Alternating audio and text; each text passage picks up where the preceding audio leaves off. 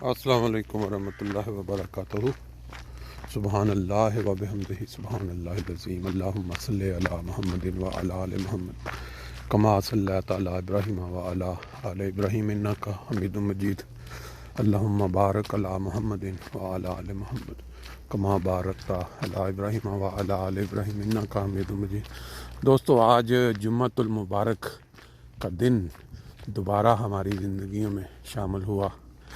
اللہ تعالیٰ اس کی جتنی برکات، جتنے افضال اس سے جڑے ہوئے ہیں، وہ تمام دوستوں کو جو یہ سن رہے ہیں ان کے لیے مبارک کرے، اور ان کو اپنی زندگیوں میں جمعۃ المبارک کے حوالے سے جو ترجیحات ہیں ان پہ عمل کرنے کی توفیق دے۔ یہ جو درود شریف ہے اس کا تو ہم بار بار ذکر سنتے ہیں، اس کے علاوہ اپنی زندگیوں میں کوئی تبدیلی لانے کا ہر جمعے کے حوالے سے جب ہم درود شریف پڑھتے ہیں تو درود شریف پڑھنے کے ساتھ جو برکتیں جڑی ہوئی ہیں ان کے حوالے سے زندگی میں کوئی تبدیلی لانے کی کوشش وہ بھی کرنے کی توفیق دے۔ درود شریف کا جو مطلب ہے، اس کو اگر پورے بر اعظم یا پوری دنیا کے جو مسلمان ہیں ان کو سمجھیں، اس کا صحیح معنوں میں مطلب سمجھیں کہ جس میں ہم وہ انعامات اور برکات جو حضرت ابراہیم علیہ السلام کی حال پہ نازل ہوئی یا ان کو ملے وہ مانگتے ہیں، اور ایک لحاظ سے مانگنے کے ساتھ ہی ان میں سے بعض انعامات کا انکار بھی کر دیتے ہیں زبان سے۔ اب یہ ایک کھلا کھلا تضاد ہے، لیکن پھر بات وہیں آ جاتی ہے کہ انسان بچپن میں جب بڑا ہوتا ہے اور جو اس کے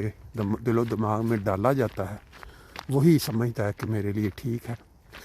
اتنے مذاہب ہیں دنیا میں، سارے اپنے اپنے مذاہب پہ جمے ہوئے ہیں اور سمجھتے ہیں کہ یہ زیادہ ٹھیک ہے، لیکن اس کے لیے بعض چیزیں ایسی ہوتی ہیں جن کو غور کے ساتھ، فکر کے ساتھ دیکھنا پڑتا ہے۔ تو یہ جو ہم درود شریف پڑھتے ہیں، اس کے جو معنی ہیں، جو اس میں ہم مانگتے ہیں اللہ سے، ان پہ ضرور غور کرنا چاہیے، اور وہ انعامات اور برکات جن کا ہم بار بار اللہ تعالیٰ سے جب ہم درود پڑھتے ہیں یا قرآن نماز پڑھتے ہیں اس میں بھی، پھر اس کے بعد ہم منہ سے ایک دو چیزیں ایسی ہیں جس کا انکار بھی کر دیتے ہیں۔ اللہ تعالیٰ ہمیں سمجھنے کی توفیق دے۔ ہمارے ملک پاکستان میں، جس سے ہر پاکستانی کو محبت ہے، صرف اس پاکستانی کو جو اس کا خیر خواہ ہے، جس کی بہتری چاہتا ہے، لیکن آج ہی میں دیکھ رہا تھا ایک قرآن مجید میں ایک جگہ پہ ذکر تھا کہ اللہ تعالیٰ نے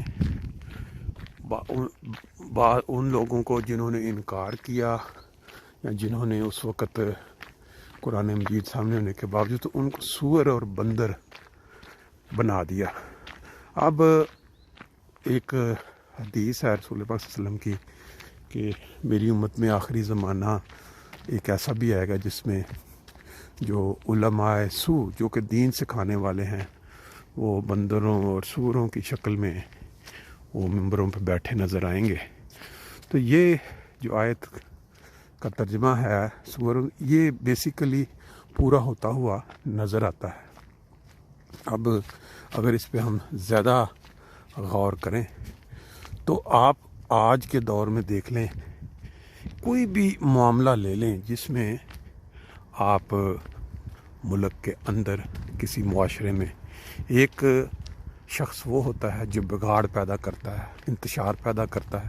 ایک شخص وہ ہوتا ہے جو بگاڑتا نہیں، انتشار پیدا نہیں کرتا، بلکہ پیار، محبت اور مل جل کے رہنے کی ترغیب دلاتا ہے۔ اسی طرح اگر کوئی گروہ ہے جو انتشار پیدا کرتا ہے اپنے مذموم عزائم کو حاصل کرنے کے لیے، اور ایک گروہ ہے وہ ہر صورت میں سمجھوتا کرنے کے لیے اور سکون اور آرام سے رہنے کے لیے کوشش کرتا ہے، تو اس سے اندازہ ہو سکتا ہے ہر انسان ذی شعور کو کہ کون شخص جو ہے وہ ملک کا حامی ہے، ملک سے پیار کرنے والا ہے، کون سا گروہ ہے، کون سی جماعت ہے جو ملک سے پیار کرنے والی ہے یا محبت کرنے والی ہے. آپ ساتھ ساتھ